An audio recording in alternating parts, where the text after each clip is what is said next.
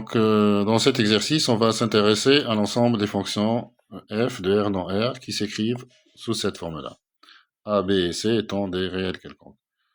Donc là, on vous demande de montrer que cet ensemble est un sous-espace vectoriel de l'ensemble des fonctions, et puis de montrer que sa dimension est finie et de donner sa dimension.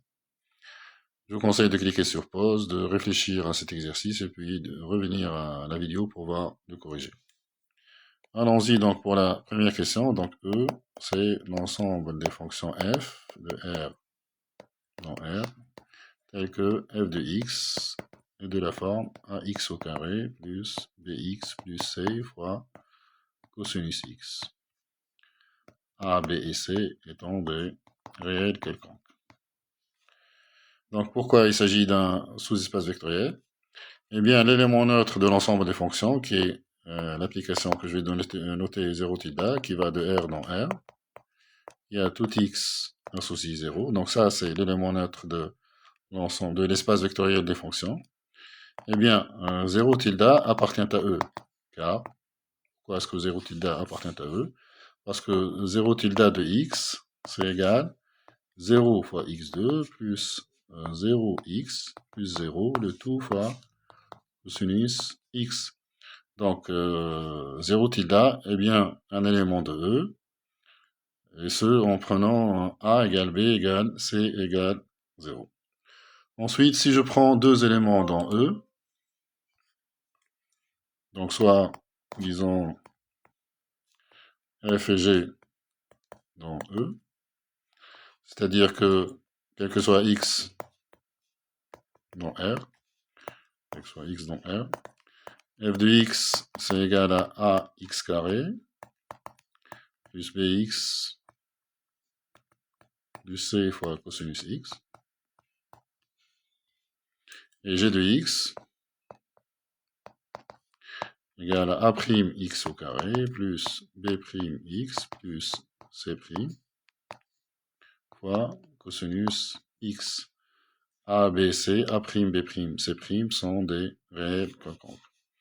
Donc si je fais f plus g, appliqué à x, eh bien c'est A plus A' fois x2, plus B plus B' fois x, plus C, le tout fois cosinus x. Donc vous voyez que f plus g, ainsi f plus g, ça appartient à E. Et enfin, si je prends donc f dans E et alpha dans R,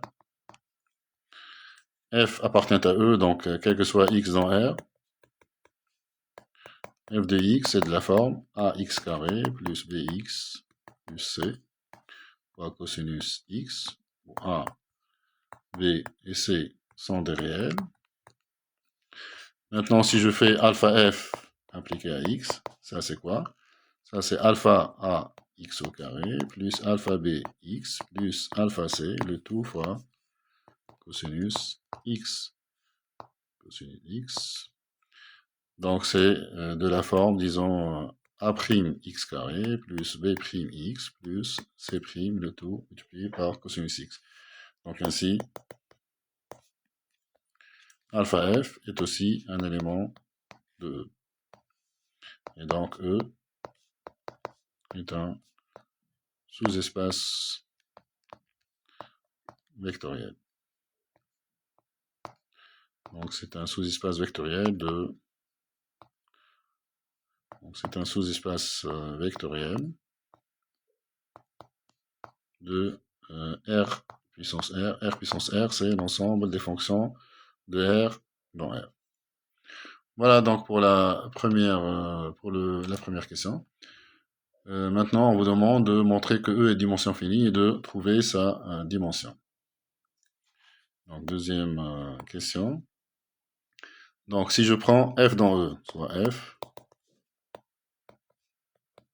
dans E, donc quel que soit x, f de x est égal à a fois x carré plus bx plus c. Donc, il existe a, b et c tel que f de x égale ax carré plus bx plus c fois cosinus x, et ce, quel que soit x dans R. Mais f de x dans ce cas, c'est quoi? C'est a fois x au carré cosinus x, plus b x cosinus x, plus c cosinus x. Donc là, vous voyez que f est engendré par trois fonctions qui sont là. Donc si j'appelle, je vais commencer par la fonction qui est à droite. Donc ça, je vais l'appeler f0 de x. Ça, c'est f1 de x. Ça, c'est f2 de x. Donc là, je vois que f, c'est égal à a fois f2 plus b fois f1 plus c fois f0. Donc, quel que soit f dans E, f s'écrit sous cette forme-là. Donc, je peux dire que E est égal à vectoriel f0, f1 et f2. C'est-à-dire, E est engendré par la famille B. Je vais noter B, cette famille-là. E est engendré donc par la famille B qui est égale à f0, f1, f2. Donc là, je peux dire tout de suite que E est de dimension finie. En général, quand un espace vectoriel est engendré par une famille finie de vecteurs, on peut déduire tout de suite que E est de dimension finie. Donc, E est de dimension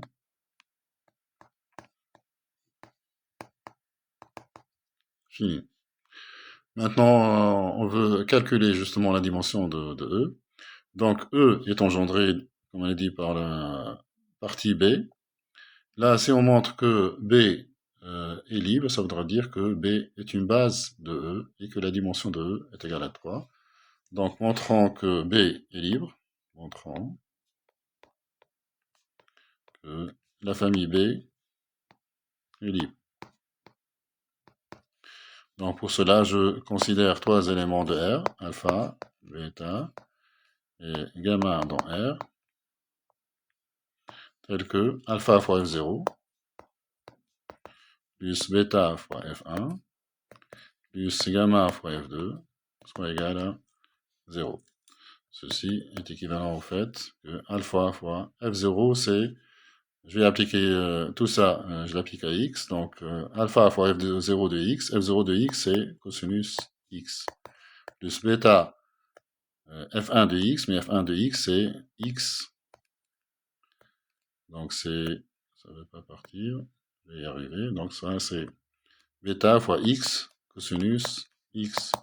Et enfin, f2 de x, c'est x carré cosinus x. Et donc tout ça, c'est égal à 0, puisque ceci, c'est la fonction nulle. Quand j'écris le 0 qui est là, c'est la fonction nulle. Donc j'ai ça et je veux montrer qu'alpha égale à bêta égale à gamma égale à 0.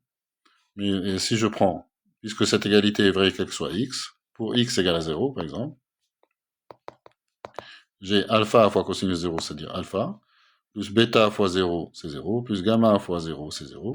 Et donc tout ça, c'est égal à 0. Donc ça me donne alpha qui est égal à 0. Passons donc, étant donné que alpha est égal à 0, donc j'ai bêta x cosinus x, plus gamma x2 cosinus x qui est égal à 0, et ce, quel que soit x dans R. Donc là, je peux diviser par x, donc quel que soit x différent de 0, je divise tout ça par x, donc ça me donne bêta cosinus x plus gamma x cosinus x qui est égal à 0. Donc là, je vais prendre des valeurs particulières de x. Je dois prendre x différent de 0, bien sûr, puisque je l'ai supposé. Donc pour x égale à pi, par exemple, j'ai bêta cosinus pi, donc c'est moins bêta, plus gamma pi cosinus pi, donc j'aurai pi cosinus pi c'est moins 1, donc ça c'est un moins. Et donc tout ça c'est égal à 0. Ça veut dire que bêta plus gamma fois pi c'est égal à 0. Maintenant, pour x égale 2pi, j'obtiens quoi? Donc, bêta cosinus pi, donc c'est bêta, plus gamma fois 2pi, cosinus de pi, c'est 1, donc ça, là, j'aurai 2pi fois gamma, et c'est toujours égal à 0. Donc, j'obtiens un système. Si je fais la différence des deux lignes, j'obtiens donc gamma pi moins 2pi fois gamma, donc je vais faire plutôt la ligne 2 moins la ligne 1. Donc 2 moins 1, ça donne 2pi gamma moins pi gamma, donc pi fois gamma qui est égal à 0, donc gamma est égal à 0. Mais si gamma est égal à 0, vous voyez que ça entraîne que bêta est aussi nul. Et donc j'ai obtenu le fait que alpha est égal à bêta est égal à gamma égal à 0. Et donc la famille B est une famille libre. Donc B est libre. Ça c'est un B. Voilà, donc la famille B, elle engendre E, c'est une famille génératrice de E, elle est libre, donc je peux dire que B est une base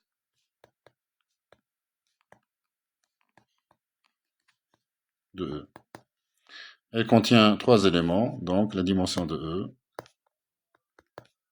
est égale à 3. Voilà donc pour cet exercice, j'espère qu'il vous sera utile.